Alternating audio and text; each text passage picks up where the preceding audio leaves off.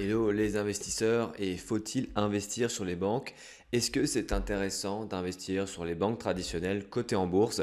C'est ce que nous allons voir dans cette vidéo. Et c'est vrai que quand on commence à investir en bourse, notamment sur les dividendes, la part du bénéfice qui est reversée aux actionnaires, c'est vrai qu'on a tendance à vouloir aller sur les valeurs bancaires, style BNP Paribas, Société Générale, Crédit Agricole. Pourquoi? Parce que dans l'investissement en dividendes, il y a une notion qui s'appelle le rendement sur dividende. En gros, c'est le rendement que tu as en achetant l'action sous forme de dividende. Donc imaginons que tu aies un rendement de 10% et que tu investisses 1000 euros sur l'action Société Générale par exemple, eh bien tu vas recevoir tous les ans 100 euros de dividende. Et c'est un rendement qui est très très intéressant, qui est assez élevé, 10%. Tu te dis, bon, c'est quand même 5 fois plus élevé que le livret A.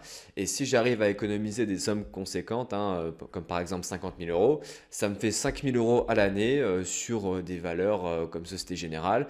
Et ça me permet quasiment de faire 500 euros de plus par mois en revenus complémentaires. Mais est-ce que c'est la bonne solution? Est-ce qu'il faut vraiment tout mettre tout son patrimoine financier sur des actions à dividendes dans le secteur bancaire? C'est ce qu'on va voir ensemble. Déjà, première chose, quand je parle du secteur bancaire, eh bien, on est dans la catégorie de la finance. En bourse, quand tu investis, tu essayes de varier au maximum les domaines d'activité. C'est-à-dire qu'on va acheter de la consommation cyclique, hein, comme Total, l'énergie fossile. On va acheter de la consommation de base, hein, comme Coca-Cola, Colgate, Palmolive. On va acheter de l'industrie, hein, comme Vinci ou Air Liquide. Et on essaie comme ça d'investir dans plusieurs secteurs d'activité. On a aussi l'immobilier via Nexity. Et on a aussi la finance, le domaine financier. Et dans le domaine financier, il n'y a pas que les banques.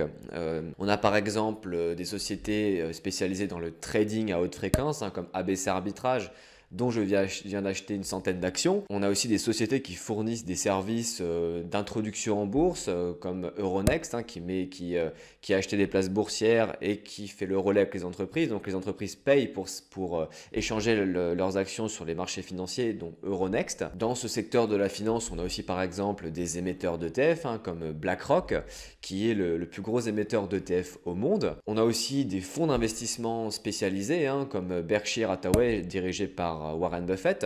Donc c'est quoi un fonds d'investissement? En gros, c'est une entreprise qui investit sur d'autres entreprises et ils disent du coup qu'ils font mieux que le marché, qu'ils font mieux que tout le monde, et c'est pour ça que les gens mettent leur argent chez eux moyennant une commission. Ensuite, on a aussi des banques d'investissement, hein, style Goldman Sachs, qui sont spécialisées uniquement dans l'investissement, qui font aussi du trading.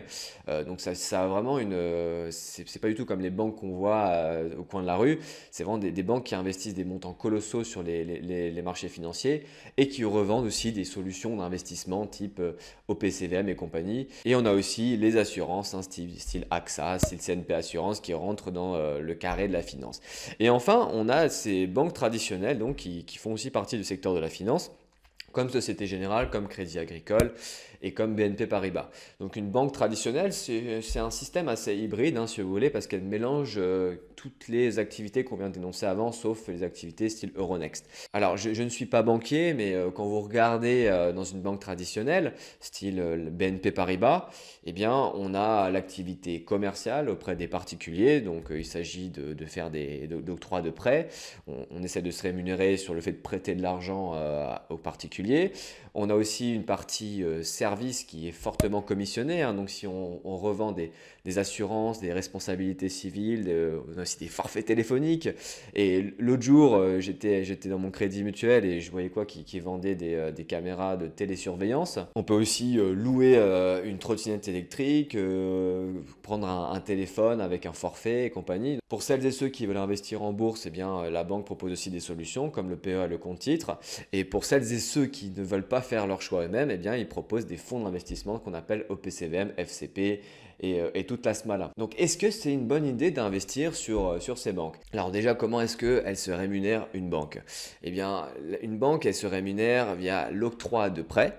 Donc tu prêtes 100 000 euros pour acheter une résidence principale ou du locatif à un particulier et tu essaies de faire ta marge entre l'argent que tu as emprunté à la banque centrale et l'argent que tu vas prêter au client. Donc l'idée c'est d'avoir un delta positif. Si par exemple l'argent tu l'empruntes à la banque des banques, la BCE, tu l'empruntes à 1%, exemple grossier, et que tu fais un prêt à 2%, bah, tu as une marge de 1%.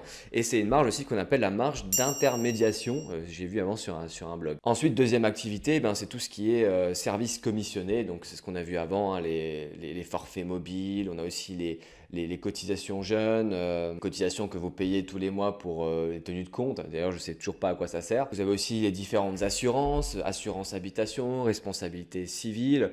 Il me semble aussi qu'ils ont des mutuelles ou peut-être qu'ils passent par d'autres courtiers. Vous pouvez aussi prendre un abonnement de télésurveillance avec la caméra qui va avec, tout comme la trottinette électrique.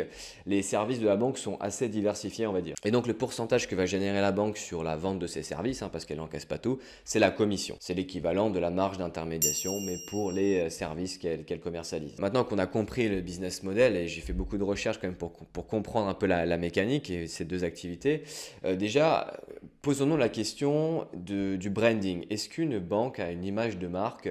Est-ce que les consommateurs valorisent l'image de marque d'une banque? Est-ce que vous avez déjà vu des jeunes ou des moins jeunes parler de la BNP Paribas comme la nouvelle banque incroyable? Tout comme on pourrait voir avec Apple, des gens qui montent fièrement leur iPhone quand ils marchent dans la rue. Est-ce que vous voyez des gens montrer leur application BNP Paribas ou leur relevé de compte dans la rue? Et la réponse est non, c'est que les gens s'en fichent royalement des banques. Elles n'ont pas d'image de marque. Et c'est déjà ça le problème, c'est que quand tu n'as pas d'image de marque, tu n'es pas reconnu par le consommateur, que ce soit la clientèle particulière ou professionnelle, et elles auront tendance à aller chez la concurrence beaucoup plus facilement, beaucoup plus rapidement. Deuxième chose qu'on va regarder, c'est est-ce que c'est facile pour un client de passer d'une banque à l'autre? Et c'est ce qu'on appelle notamment le coût de transfert. Donc quand on investit en bourse, on essaye d'avoir un coût de transfert le plus élevé possible, c'est-à-dire que ça coûte le plus cher au client possible qu'il aille voir la concurrence. Imaginons que toi, tu es un MacBook et un iPhone et que tu décides d'aller chez Samsung. Ça va être une galère pas possible de transférer tes fichiers, ils ne sont pas au même format, tu vas devoir faire du reformatage, c'est chiant, donc on va dire qu'on a un coût de transfert élevé pour Apple. Par contre, une banque, est-ce que c'est compliqué de changer de banque? Pas du tout. Tu appelles ton conseiller, tu lui dis que tu veux résilier tous tes comptes, que tu transfères tout dans une autre banque et ça se fait en une semaine, tu n'as absolument rien à faire. Ça, c'est la deuxième chose pour le client, c'est que le coût de transfert, il est hyper faible. Et tu peux changer de banque n'importe comment et donc c'est compliqué de garder les clients à très long terme. C'est d'ailleurs comme la grande distribution où finalement il n'y a que le prix qui intéresse les consommateurs. Si vous allez à Leclerc, si vous allez à Casino, si vous allez, je sais pas moi, à Super U, eh bien vous y allez pour le prix, vous n'allez pas pour l'enseigne. Disons qu'ils commercialisent les mêmes produits avec des marques différentes, mais c'est absolument les mêmes produits, la même qualité. Donc ce qui va influencer tout ça, c'est le prix. Et si un jour Super U, le magasin dans lequel vous allez eh bien, augmente ses prix, vous allez chez la concurrence parce que c'est moins cher tout simplement. Troisième chose, le pricing power. Donc qu'est-ce que ça veut dire le pricing power? Ça veut dire la capacité à fixer ses prix librement, à les augmenter. Sur l'activité de prêt par exemple, il faut savoir que les banques sont régulées par la Banque Centrale Européenne. C'est-à-dire que c'est la Banque Centrale qui décide des taux directeurs, des taux auxquels ils vont prêter aux banques commerciales qui vont ensuite financer les particuliers. C'est-à-dire que si la Banque Centrale décide d'augmenter ses taux, eh bien, les banques vont prêter plus cher et peut-être qu'elles vont gagner plus là-dessus. Si, à contrario, elles décident de baisser les taux, c'est l'inverse qui va se produire. Eh bien, les banques commerciales vont faire moins de marge sur les prêts. Et ça, c'est un gros problème en termes de business. Le fait de ne pas pouvoir fixer ses prix librement, ça induit des performances commerciales faibles et des perspectives de croissance beaucoup moins importantes. Et j'aime bien prendre l'exemple toujours de LVMH qui arrive à fixer ses prix assez librement. Ils ont quand même réussi, ils réussissent quand même à nous vendre des sacs à 10 000, 15 000, 20 000, même plus de 100 000 euros pour certains modèles exclusifs. Et c'est ça que j'appelle du pricing power, chose qu'on n'a pas dans les banques. Quatrième chose, et moi c'est quelque chose vraiment qui me pose problème dans les banques, c'est la qualité du service. Et certains services tournent vraiment à l'arnaque. À part l'activité de prêt, bon là je suis d'accord, tu prêtes de l'argent, tu dois te rémunérer dessus, je suis d'accord. Mais quand tu proposes des solutions d'investissement où tu es taxé à 4-5% de frais par an, j'appelle ça du vol, surtout que les conseillers en gestion de patrimoine, les banquiers privés, ils n'investissent pas pour toi. Ils placent juste ton argent sur des fonds que d'autres guignols gèrent et qui par la même occasion font n'importe quoi. Je me souviens que quand j'ai commencé à investir en bourse, j'avais ouvert une assurance vie. Et j'avais des fonds actions de la Société Générale, ou je ne sais plus exactement. Et en 5 ans, je crois que ma performance était de 4%. 4% par an, donc ça fait moins de 1% de performance annuelle. Et voilà, j'avais que mes yeux pour pleurer et ils me prenaient des commissions voilà, tous les ans sans problème alors que les performances étaient médiocres. Toujours en relation avec le service, moi j'ai vraiment l'impression que les banques maintenant de nos jours elles font tout et n'importe quoi. Bientôt mon banquier il va m'appeler pour me vendre des tapis. Et ils ont déjà commencé avec la cigarette électronique. J'ai même vu des agences vendre des machines à café à crédit.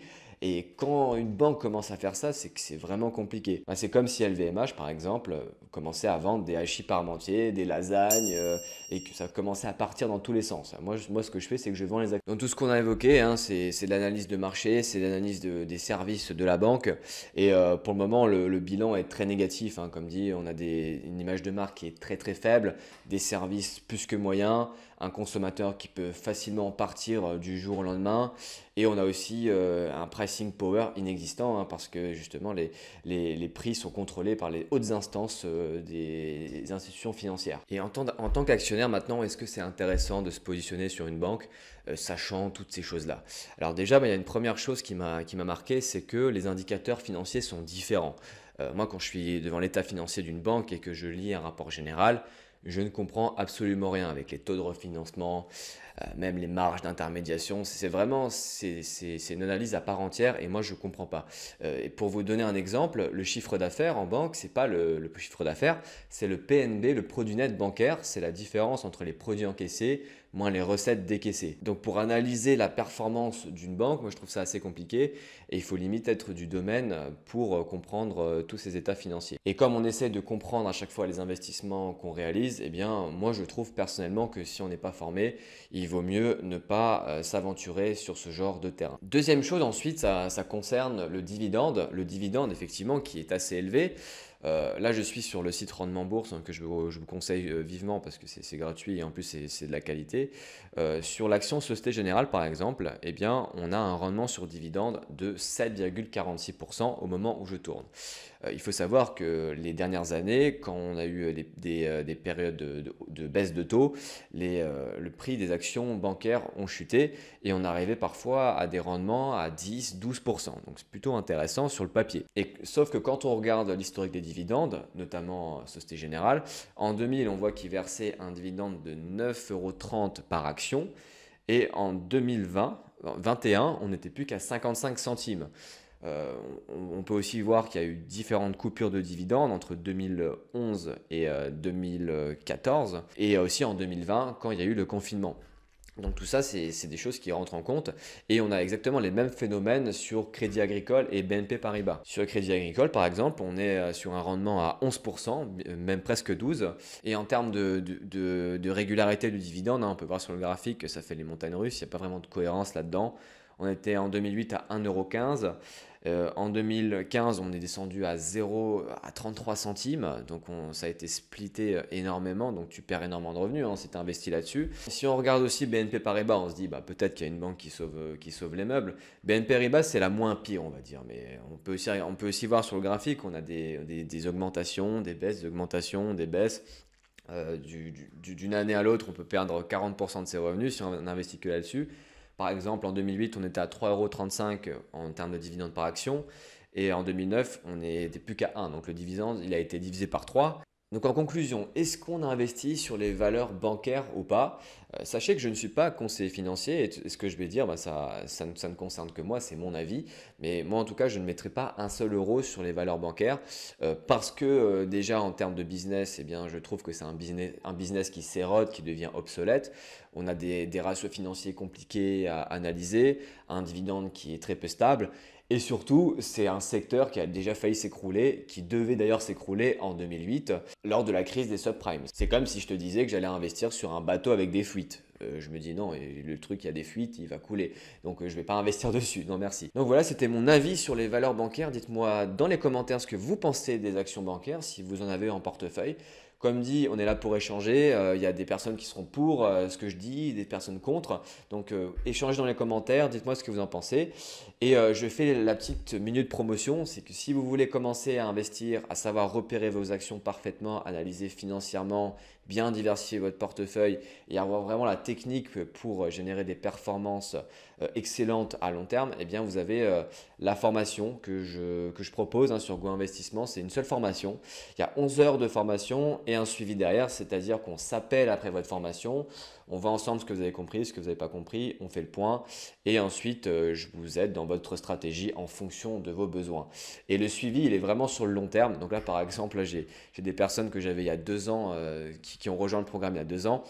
Bien, je continue à les aider quand elles ont des interrogations, on échange et disons qu'on n'est vraiment pas livré à nous-mêmes sur les marchés financiers. Donc si ça vous intéresse, le lien se trouve dans la description et vous pouvez nous rejoindre quand vous voulez. Et sinon, bonne journée, bonne soirée et à très bientôt.